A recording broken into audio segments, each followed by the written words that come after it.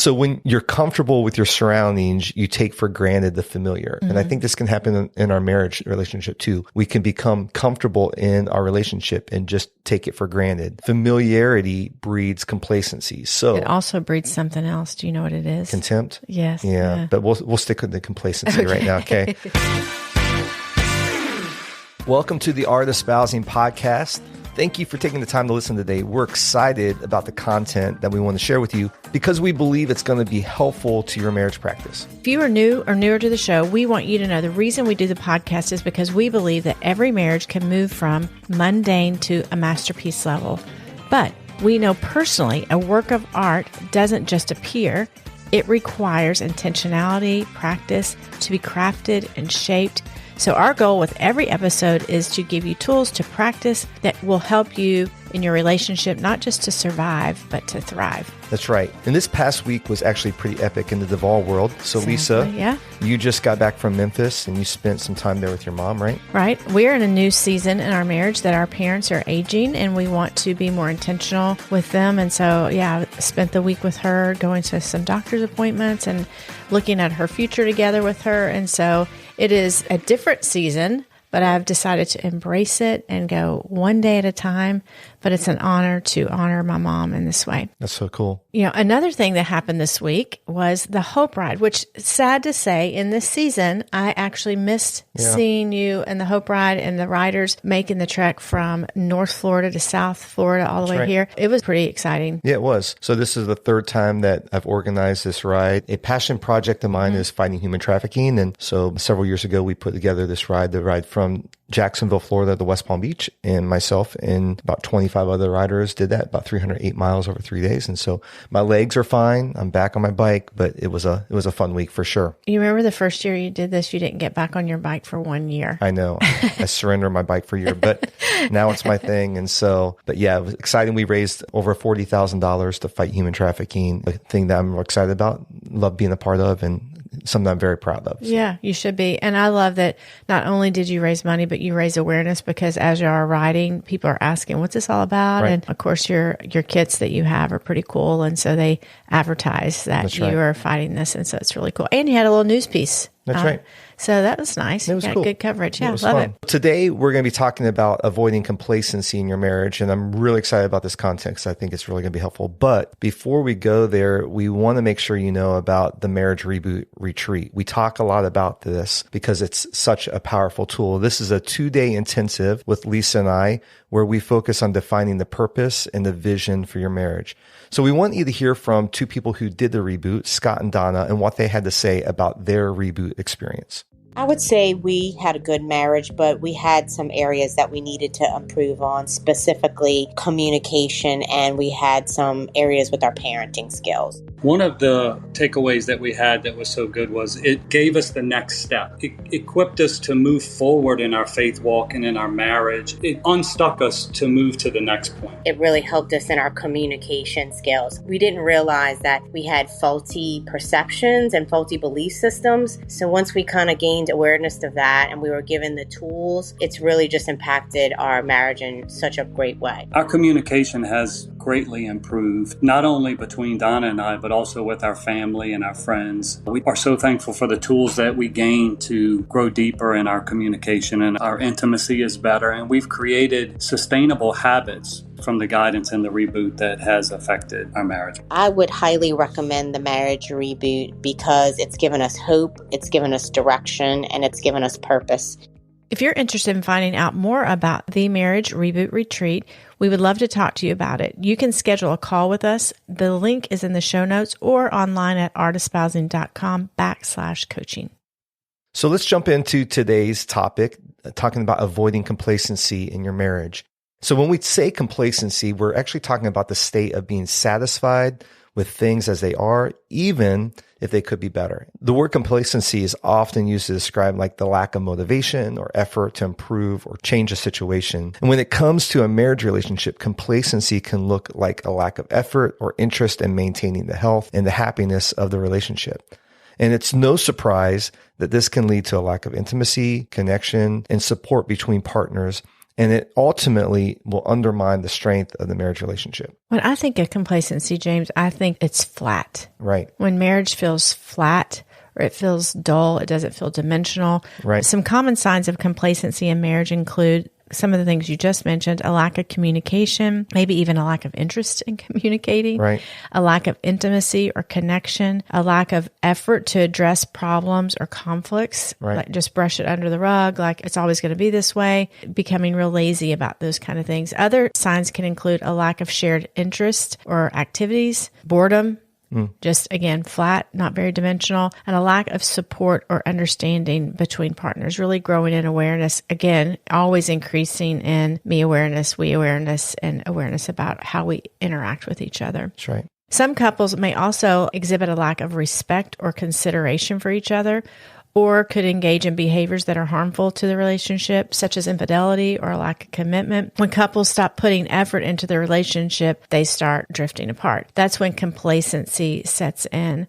If you are concerned about complacency in your marriage, it's important to pay attention to these signs and to address any issues that may be contributing to the problem. And I would say immediately. Right. Like, don't let it set. Right. Complacency in a marriage is like a weed that slowly strangles the love and passion right out of a marriage. That's and right. None of us began this relationship of I do, wanting our life to be like that. Right. No one would say, yes, I actually signed up to be miserable and Right. not have a great.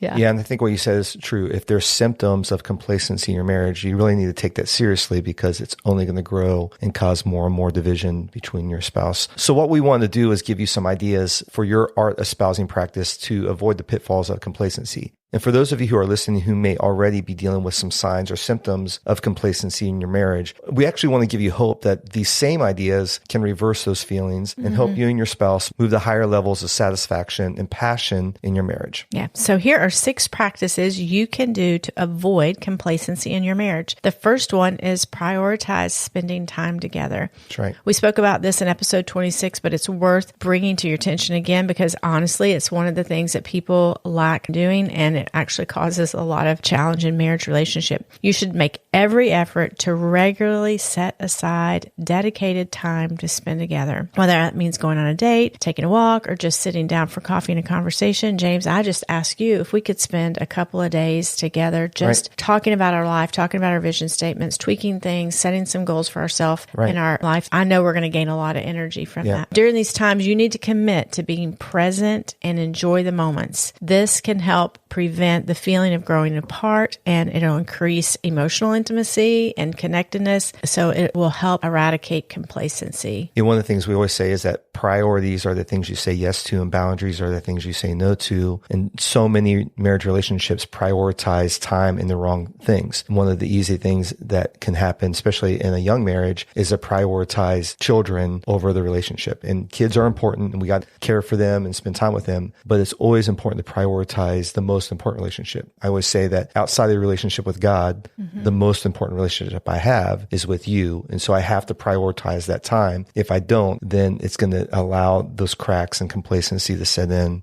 Yeah. You know what just dawned on me is that often people who are pursuing strength in marriage, and they're also pursuing career, whether it's young children can take priority, or you're like setting foundation for your career and trying to prove yourself, that can come in the way. But the truth is, there are really good things that we say yes to that we probably should say no to, set boundaries around. Say no to the good so you can say yes to the great. Look at you. That's so somebody amazing. wrote that one time. Oh, was it? It wasn't yours. It wasn't me, no.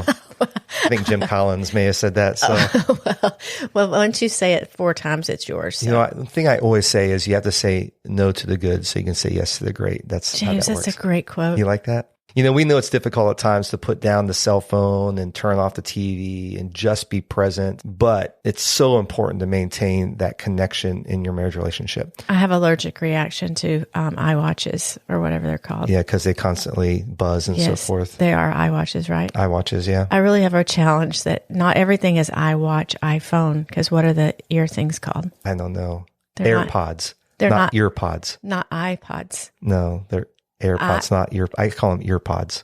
Okay. Let's get back. Okay. So the second practice goes along with the first. Not only do you need to prioritize time, but you need to practice open and honest communication. Make it a practice to regularly check in with each other and make sure to openly discuss any issues or concerns that come up. This can help prevent small offenses from building up and any misunderstandings to linger, which can lead to complacency. And one of the things I always say is that small offenses build up and they create fences, right? They create these walls between us. And so we have to make sure we have open and honest communication. If I sense or get the vibe that something is off in our relationship, I'll ask, hey, is everything okay? Are we all right? I want to make sure I'm allowing open communication so our relationship doesn't suffer from this assuming everything's okay, right? That's right. We have established in rhythm, I know we've talked about, I like my minutes in the morning. Right. So typically I have like 15, 20 minutes with you in the morning. That typically isn't the time. I'm going to go into a lot of things. I think knowing the timing and when to have open and honest communication is great. But I actually know Fridays are our Sabbath, our time off. So I may actually even push a thought, a question, something that's on my heart to that moment. But guess what I do, James Duvall, because I've learned a lot of great things and had self-development, is that if it's something that's irritating me about you, which I know that's shocking, that could be anything, is that if I know on Monday that it's something that's festering and I know that I need the space and time on Friday, this is free, this information. It's a free tip. Okay. Right here, a free tip is that I know I'm going to talk to you about it on Friday, but I do not punish you Monday through Thursday with a thing that's annoying me. I go on about my own business. I treat us like all things are okay. And I know I'm going to have a conversation. It actually gives me time to settle down in my spirit to have a productive conversation. But thank you for providing a space. And I hope that I do the same by controlling my emotions to have honest, honoring conversations. Right. The thing that you don't want to do is what we call gunny sack, where you put everything in a bag and then you pour it. Yeah. Unload it on your spouse. You want to have honest, open conversations, like you said, in the right time, in the right place, but not to hold on to things too long. Okay. So the third practice that we believe will help you avoid complacency in your marriage is to invest in your relationship. That's right.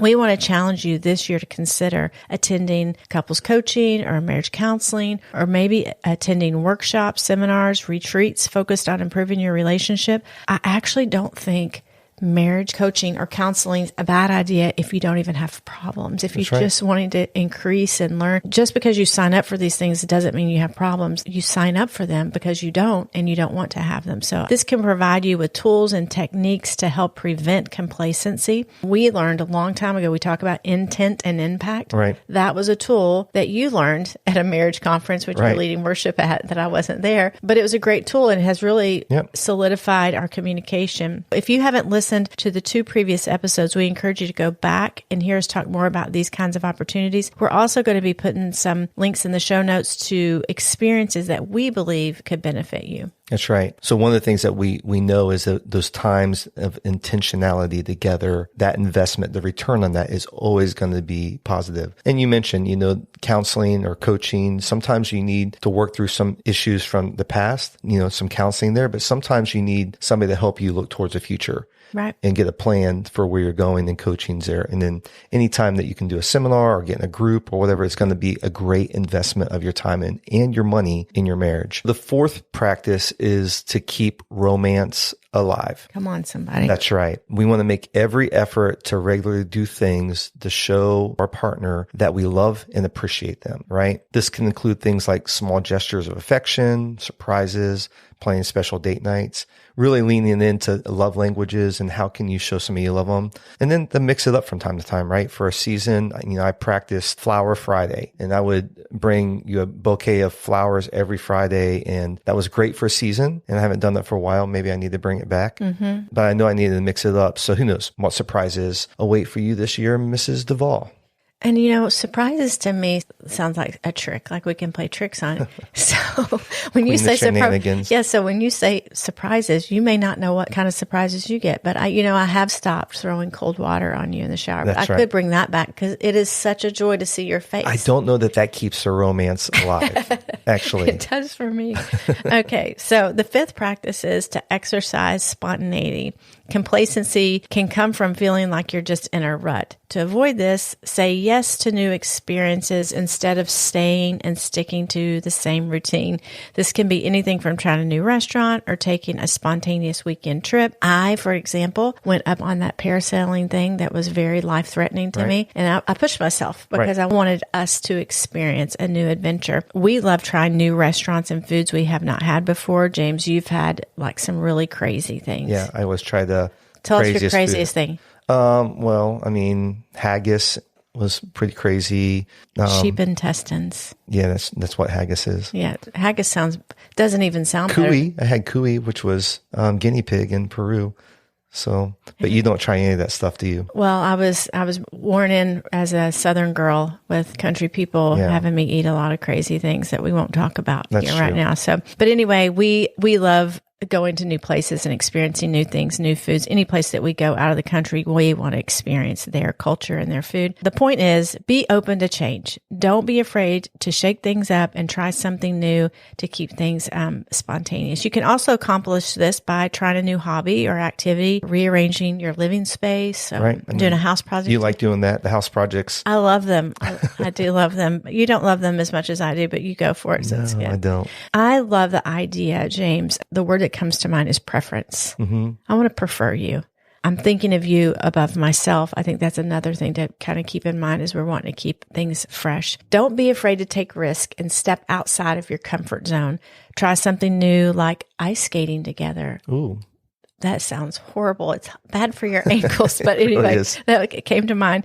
And just take advantage of an opportunity that'll come your way, or actually even invite another couple to go do something with and build in relationships and do something with friends at the same time. Yeah. You know, one of the things that I learned several years ago in our relationship was to take advantage of experiences. Like I remember several years ago, we had the opportunity to go on a safari in Africa. Once in a lifetime trip, right? And there was an opportunity to go on the hot air balloon, and it was expensive, but I'm never going to do that again. Right. We're never going to do that again together. We're not going to be in a hot air balloon flying over elephants and giraffes, right? And tigers and lions. Oh my. So the point is like sometimes, especially if you're younger in your marriage and maybe financially you don't have the resource to do a lot of stuff. We didn't until later in life have the opportunity to do big trips. But early on, I wish that I would have not foregone some experiences because, you know, you can always make more money. You can't always do those experiences together. So the point is to keep from moving in complacency in your relationship. Always look for those new experiences. And even if it feels like a stretch, do them because the investment in your marriage is going to pay off huge dividends. And when you look back years from now, the resource that sometimes it took to do that is very small. Does that make sense? It totally does, because you actually would end up blowing it sitting in your house at Starbucks, going to Starbucks every week. Right. Multiple times a week. Yeah. So the last practice is, I love this, is to have a tourist mindset in your marriage. And this will take a little bit to unpack, but there are things that tourists do that locals don't do. Right. Even when people come to South Florida, there's things that if they're not used to South Florida, there's things that they love to go do that we don't do because we're used to living here, right? Sad to say is I was like, I've never done that. And I know. I know. Exactly. Yep. So when you're comfortable with your surroundings, you take for granted the familiar. Mm-hmm. And I think this can happen in our marriage relationship too. We can become comfortable in our relationship and just take it for granted. Familiarity breeds complacency. So it also breeds something else. Do you know what it is? Contempt? Yes. Yeah. But we'll stick with the complacency right now. Okay. But here's some things that a Taurus mindset does that I think would help us to incorporate into our marriage relationship. The first thing is to be curious and ask questions. Don't think you have it all figured out. You know, even after 30 years of marriage, there's things that we're still trying to figure out in our marriage and our relationship and growing about each other. So be curious. Look for new discoveries. Look for answers to new challenges. Like even as you said at the beginning, we're in this season with our parents getting older and caring for them. We're seeking answers and discoveries into those things. So we want to have a curiosity and ask questions. Love it. The second thing is don't pretend that you're an expert. You've never been at this stage in your marriage before. Tomorrow's a new day. Don't think you've arrived. There are challenges that are going to happen in your marriage that you haven't faced before. So acknowledge that you don't have all the answers. You don't know everything, which leads to the third thing that Taurists do. They request help from experts. And there are people who know the challenges and the answers to help you. They're farther along in their marriage. They've experienced more. So seek out some mentors, seek out some people who are farther along, and seek counsel from wise people. And then the fourth thing is there's going to be times that you're going to make mistakes in your relationship. Right. It's okay to make mistakes. When you're a Taurus, you're going to go the wrong way. I'm awful about this. I know. I think I know where I'm going. I usually get this lost. I'm smiling right now and not saying anything. Good job, Lisa. Okay. But the reality is, even if you make a mistake or go the wrong direction, make a poor financial choice or whatever, it's not the end of the world.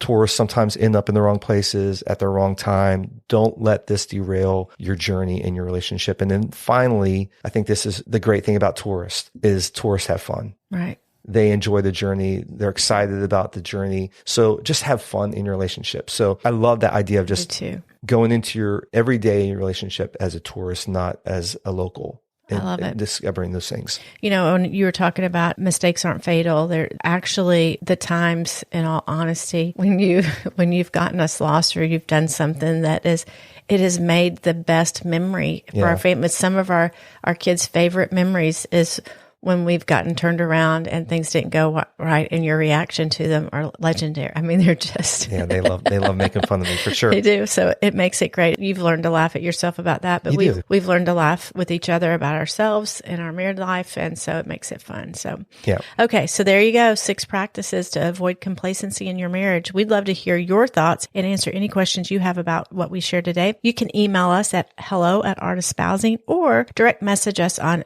IG. Did you like how I did that little IG? I threw in my it's Instagram at Art Espousing. Thanks again for listening. If you found this episode helpful, please let your friends know by sharing it with them. You can also help other people find the podcast by rating the podcast. And we would love it if you would go on and take a few minutes and review the podcast. Just helps other people know more about the Art of Espousing. Next week, we have Ted Lowe on the show to talk about his new book, Us in Mind. Hope you will join us then. Have a great week, and we will see you next time on the Art of Espousing podcast. Until then, bye-bye.